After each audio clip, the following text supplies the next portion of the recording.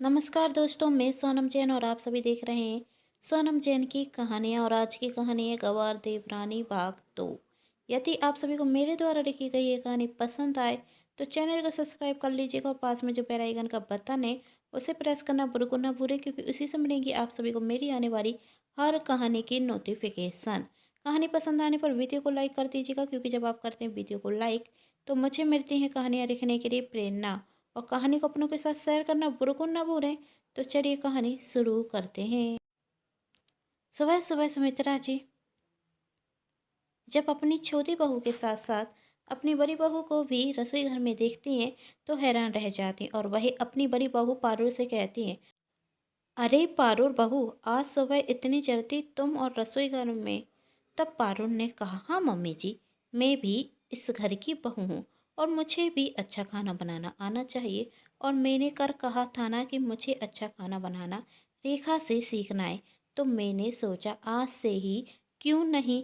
तब सुमिता जी ने कहा, अपनी दोनों बहुओं को एक साथ देखकर मुझे बहुत खुशी हुई। पारुल बहू, आज तो तुमने मुझे खुश कर दिया। तो बताओ मेरी दोनों बहुएं आज सुबह के नाश्ते में क्या बना रही हैं। पारुल कहती, आज खाने में ढोकले बना रहे हैं। आपको पसंद है ना?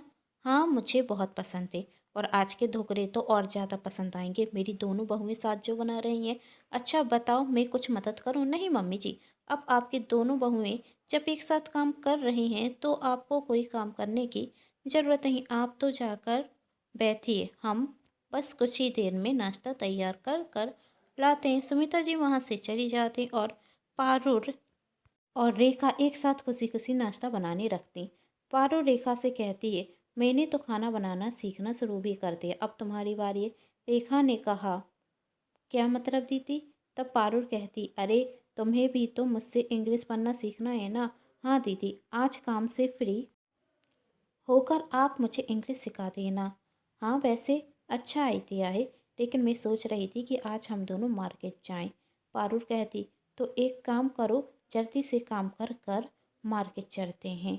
आपको कुछ लेना है? रेखा ने पूछा। क्या? पारुल ने कहा, कुछ नहीं, बहुत कुछ लेना है, लेकिन सबसे पहले हमें घर के काम से भी तो फ्री होना होगा, तो जल्दी जल्दी काम करते हैं। और मन में सोचती, देवरानी जी आप तो बस चलने की तैयारी कीजिए, आपके लिए एक सरप्राइज है। आखिर ऐसा कौन सा सरप्राइज देने वाली थी वंदना अपनी देवरानी रेखा के लिए? जानने के लिए कहानी को आगे देखते हैं। थोड़ी देर में घर के सारे काम करने के बाद पारुल और रेखा एक बड़े से मॉल में जाते। पारुल वहाँ पर बहुत सी साड़ियाँ देखती और अपनी देवरानी से कहती, तुम्हें जो भी साड़ी पसंद है वो ले लो। पर दीदी, मुझे साड़ियों का क्या करना है? मेरे पास तो पहले से ही बहुत सी साड़ियाँ हैं। रेखा ने कहा, हाँ तुम्हारे पास तो बहुत सी साड़ियाँ हैं। पारुल कहती, लेकिन वह सारी साड़ियाँ चमक धमक वाली हैं। तुम यह साड़ियाँ ले लो, यह तुम पर ज़्यादा सुंदर लगेंगी। ब्लू वाली साड़ी कैसी है दीदी? जो आपको पसंद है वही ले लेती हूँ। ठीक है। पारुल अपनी देवरानी के लिए कुछ साड़ियाँ पसंद करती और भी बहुत सा सामान लेती। तभी पारुल को उसी मॉल में उसकी सहेली शीतल मिलती और वो पारुल से कहती, पारुल तुम यहाँ, वह भी अपनी गवार देवरानी के साथ? क्यों, सासू माँ ने जबरदस्ती भेज दिया इस अनपढ़ के साथ? कहते हुए शीतल हंसने लगती। तब पारुल गुस्से में शीतल से कहती, ये कौन सा तरीका हुआ किसी के साथ बात करने का? और मत भूलो रेखा, मेरी देवरानी है और मैं अपनी देवरानी के खिलाफ एक शब्द नहीं सुनूंगी। तब शीतल कहती, अरे सॉरी यार, तुम तो गुस्सा हो गई, लेकिन अभी तक तू ही तो इसे अनपढ़ और गंवार कहती थी, लेकिन अचानक से तुझे क्या हो गया? शीतल ने पूछा। तब पारुल कहती, हाँ कहती थी, और वही मेरी भूल थी, पर अब मुझे समझ में आ गया है कि मेरी देवरानी कितने समझदार है, तो अब तुम भी ना कहो तो अच्छा। अच्छा ठीक है, शीतल कहती, और मुझे तो खुशी है कि तुम दोनों देवरानी जेठानी अब मिलजुल कर रहोगी। पर एक बात बता, जब मैंने कहा था शॉपिंग के लिए चलेगी तो तूने तो मना कर दिया था, फिर अचानक से कैसे आ गई? तब पारुल कहती, हाँ मुझे शॉपिंग नहीं करनी थी, लेकिन आज मैं सिर्फ अपनी देवरानी के लिए शॉपिंग करने आई हूँ। तेरी शॉपिंग हो गई? पारुल ने पूछा। शीतल कहती, शॉपिंग तो हो गई, लेकिन मैं जल्दबाजी में अपना पर्स घर पर भूल गई। अब मैं बिल पे कैसे करूँ? शॉपिंग करते वक्त तो ध्यान भी नहीं दिया कि पैसे तो लाई ही नहीं। अब समझ में नहीं आ रहा है बिल पे कैसे करूं। एक काम करना, तू ही पैसे दे देना। वैसे मेरे साथ विनीता आई है, पर तू तो जानती है भाई कितनी कंजूस है। उससे तो पैसे देते नहीं बनेंगे ही। अब पैसे तू दे देना, मैं तुझे बाद में दे दूंगी। तब पारुल ने कहा, इसमें क्या हुआ, मैं दे देती हूँ। तभी वहाँ विनीता आ जाती और पारुल को देखकर कहती, पारुल तू यहाँ, वही भी अपनी इस अनपढ़ गंवार देवरानी के साथ। पारुल विनीता को भी उसी तरह समझाती जैसे उसने पहले शीतल को समझाया था। विनीता पारुल को सॉरी बोलती। तभी शीतल ने कहा, पास में ही रेस्टोरेंट खुला है, चलो वहाँ चलकर कुछ खाते हैं। तब विनीता कहती, नहीं नहीं, मुझे घर पर जाने की जल्दी है। तो शीतल ने कहती, हाँ तू तो कंजूस है ही, पैसे खर्च होंगे ना, इसलिए कह रही है ना। तो तू कौन सी सही है, तू तो पर्स घर पर भूल कर आ गई। तो क्या हुआ, शीतल कहती। और कहती, मैं तुझसे नहीं कहती, पर पारुल है ना, वही हमारा बिल पे कर देगी। क्यों पारुल? शीतल ने पारुल से पूछा। पारुल हाँ में जवाब देती। यह सब कुछ रेखा को कुछ ठीक नहीं रख रहा था, लेकिन वही कुछ नहीं कहती।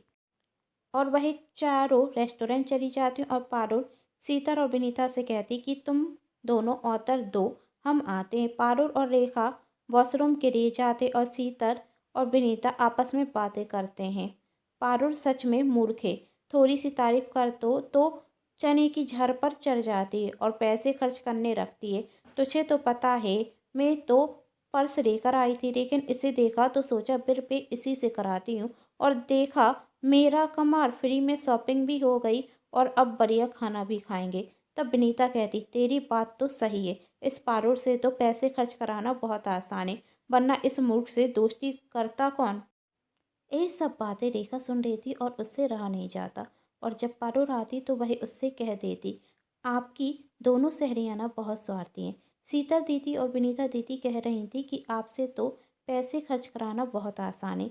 शीतल दीदी तो यह भी कह रही थी कि उन्होंने फ्री में शॉपिंग भी कर ली है और अब फ्री का खाना भी खा लेंगी। यह सुन पारुल कुछ कहती उसके पहले शीतल गुस्से में कहती है, यहाँ पर हम अपनी बेइज्जती कराने के लिए नहीं आए हैं। हम कोई गरीब घर की लड़कियां नहीं हैं।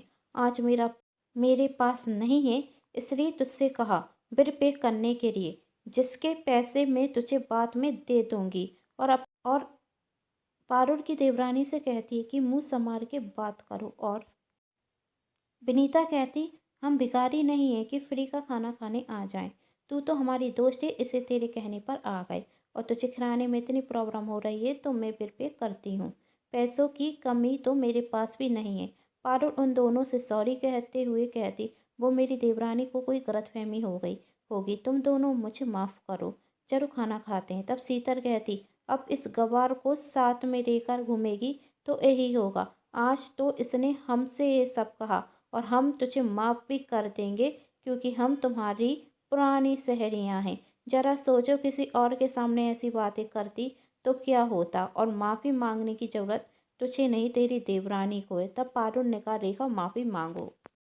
और रेखा कहती, दीदी पर मैं सच कह रही हूँ। तब शीतल कहती, अच्छी बेशरम देवरानी है तुम्हारी, माफ़ी तो मांग नहीं रही और हमारी बेइज्जती कर रही है। चलो विनीता यहाँ से, हम यहाँ अपनी बेइज्जती कराने के लिए और नहीं रुक सकते। शीतल और विनीता वहाँ से चले जाते। पारुल गुस्से में रेखा के साथ घर आती।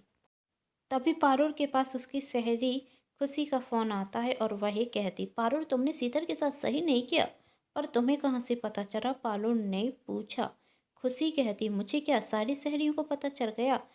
उसने कौन सा तेरा खजाना लूट लिया था कि तूने उसके साथ इतना बुरा व्यवहार किया। तब पारुल कहती, मेरा ऐसा कोई इरादा नहीं था, वह तो गलती से हो गया। तब खुशी ने कहा, हाँ शीतल ने बताया था, ये सब तेरी अनपढ़ गवार देवरानी ने किया है। अब हम हाई सोसाइटी की लड़कियां हैं और इन छोटे मोटे खर्च पर कंजूसी नहीं दिखाते। अब यह तेरी अनपढ़ गवार देवरानी क्या जाने, और उसे तो वैसे भी पैसे खर्च करने में तकलीफ होती होगी ना। अब कर के दिन मैं तेरे साथ कहीं गई तो तेरी देवरानी तो यही कहेगी कि मैं तेरे पैसे लूट रही हूँ। अब तो मुझे ऐसा लगता है कि हम शहरियों को तुझे छोड़ना होगा, कहकर खुशी फोन रख देती। और रेखा पारुल से कहती, दीदी आप मेरी बात पर विश्वास कीजिए, आपकी वह दोनों सहेलियाँ अच्छी नहीं हैं।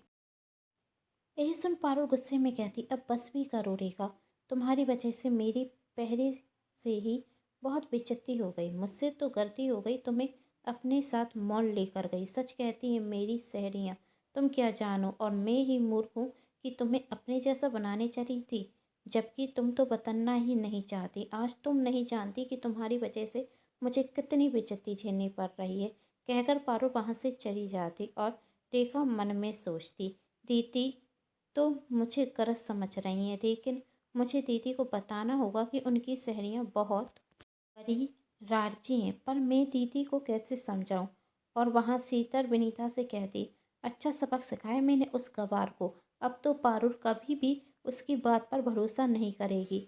अभी तक तो हमारी 2-4 सहेलियों ने पारुल से फ़ोन कर कर कह दिया होगा कि उसने मेरे साथ गलत किया। अब क्या करेगी भूरी भारी रेखा, पारुल के सामने उसकी सहेलियों की सच्चाई कैसे लाएगी। क्या रेखा पारुल के सामने उसकी सहेलियों की सच्चाई ला पाएगी, या उसके पहले ही चतुर चालाक सीतर कोई दूसरी चाल चलेगी। जानने के लिए कहानी का अगला भाग जरूर देखें, जिसके लिए कर लीजिए चैनल को सब्सक्राइब, क्योंकि जब भी मैं लेकर आऊँ कहानी का नया भाग तो आप सभी को पता चल सके। कहानी पसंद आने पर चैनल को सब्सक्राइब कर लीजिएगा, वीडियो को लाइक कर दीजिएगा और कहानी को शेयर कर दीजिएगा, जिससे कहानी ज़्यादा से ज़्यादा लोगों तक पहुँच सके। Thanks for watching.